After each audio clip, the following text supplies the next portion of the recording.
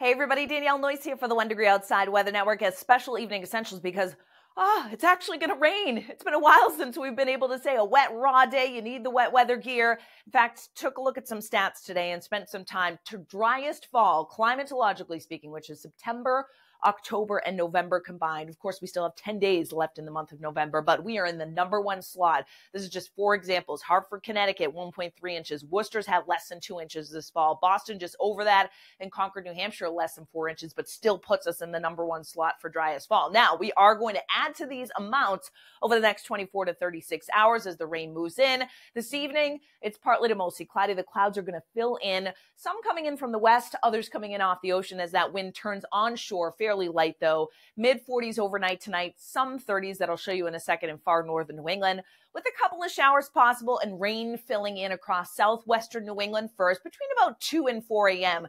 for southern Berkshire County and western Connecticut, advancing slowly to the north and east 4 to 6 a.m. and then 6 to 8. Notice there may be a few rogue showers out ahead of it, but the heaviest rain by far falls mid-morning until I'd say early afternoon. We get some deeper oranges and yellows in here, indicating to me there's going to be some locally heavy downpours in there. Visibility will be reduced. Anytime we add water to any commute, it slows things down. And when it's been this long that we've had such a steady and heavier rainfall event in spots, it's going to add some slickness to the roads too. Heard Matt talk about it in Insights with some of the oil and stuff that's been on the road that hasn't been washed away that comes to the surface. So do yourself an extra favor. Leave some extra space between you and the car in front of you tomorrow and leave some extra time for the commute. Now, during the afternoon, there'll still be pockets of rain. Notice they advance northward too. The heaviest downpours in eastern, central New England that will admittedly taper off a little bit in intensity and coverage during the evening hours to more lighter activity or scattered showers.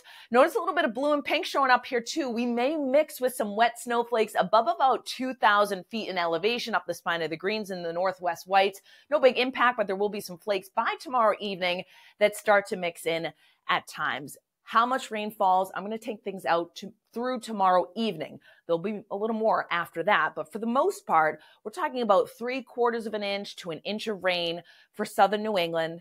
And the farther north you go, again, this is through tomorrow evening at 10 p.m., it's 1/10 to 1/4. The farther north you go, it takes a little bit longer for us to get into the moisture. And Matt talked about that in Insights too, actually on the back side of the system that we get the pockets of rain transitioning to some wet mountain snow as we head into the day on Friday too. So overnight tonight, mid to upper 30s in northwestern New England. Again, the clouds fill in, so it's overcast for many of us.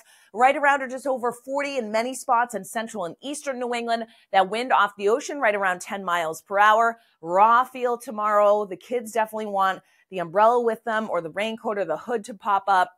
Temperatures 45 to 50 in most areas, and the wind will pick up too, particularly at the coastline.